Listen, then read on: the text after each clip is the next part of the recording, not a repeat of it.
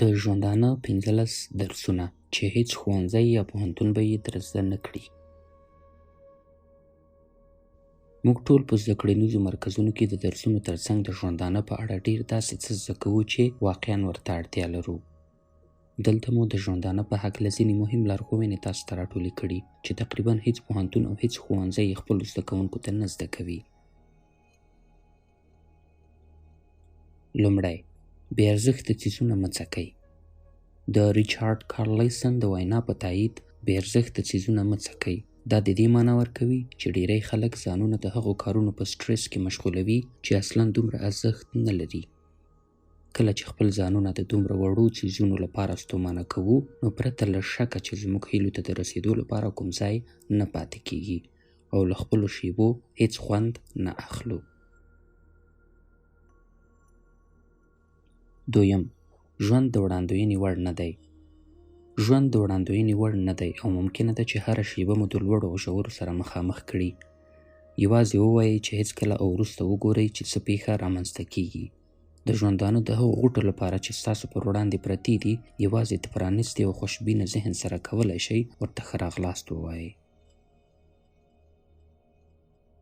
دریم، د ځان په اړه ډیر صفت مه کوئ. په ټولو ژبو کې تر ټولو خسته‌کنه لغت زه دی.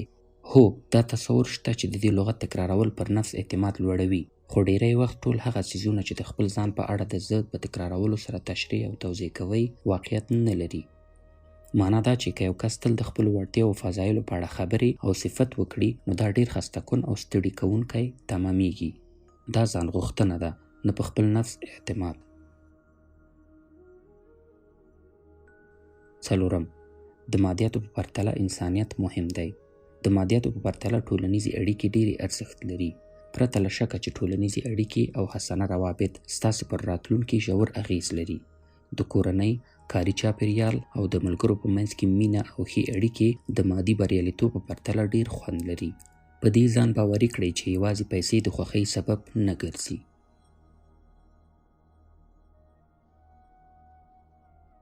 پنځم، پرته له تاسو هیڅ څوک نشي کولای چې راضي او خوښ مو کړي. ستاسو د ذهن راحتوالی او رضایت یوازې تاسې پورې اړه لري.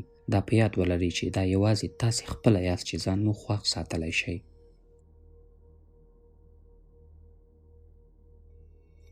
شپږم، د شخصیت او کمال درجه. کمالات د شخص سره ښه ښکاري.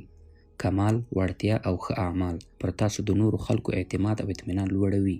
د دغه درجې د ترلاسه کولو لپاره هڅه وکړئ. اووم، دا زده کړئ چې ځان، نور او حتی دښمنان مو وبښئ. انسان جایز الخطا دی. موږ ټول تېروتنې کوو، خو کینه، حسادت او د تیرو بدو پیښو په اړه یادونه کول مو یوازې ذهن مغشوش او ستړی کوي، او دا به موږ یو چې له ژونده خوند نشو اخیستی، نه نور خلک. اتم، مسکا او خندا د هر درد درمل دي. په مسکا او خندا سره مو خپل دردونه هیر او تورې کندې ته یې وغورځوئ.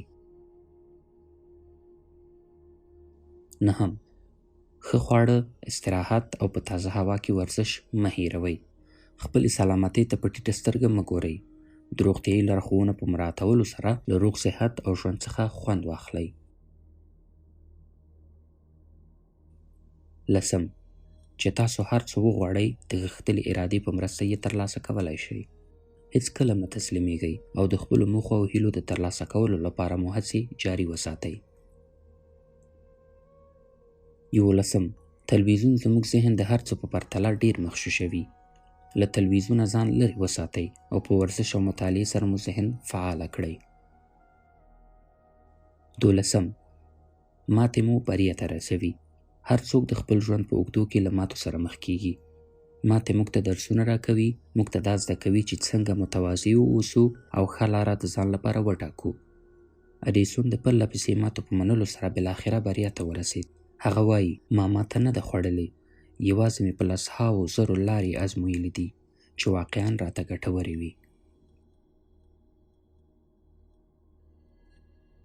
دیارلسم، د نورو له تېروتنو څخه د عبرت درس زده کړئ. یو بودایي بوډا داسې وایي، پوه کس هغه څوک دی چې له خپلو تېروتنو نیک درس زده کړي، او تر ټولو پوه کس بیا هغه څوک دی چې د نورو له ماتو څخه زده کړه وکړي. 14 د نورو سره په مینې کولو مه شرمېږئ. ژوند لنډ دی او پای یې نه دی معلوم. هڅه وکړئ چې ټولو سره مینه او محبت وکړئ. 15 داسې ژوند وکړئ چې ګواکې د ژوند وروستۍ ورځ مو ده. ستاسې له مړینې څخه وروسته یوازې او یوازې ښه اعمال، نیکه رویه او غوره اخلاق له تاسو په یادګار پاتې کیږي. له ټولو سره ښه رویه وکړئ. ژوند اعتبار نه لري. د زده کړنځای او ژوند توپیر. په زده کړنځای کې درس لولئ او وروسته ازموینه ورکوئ، خو په ژوند کې لومړی ازموینه ورکوئ او وروسته بیا ترې درس اخلئ. مننه.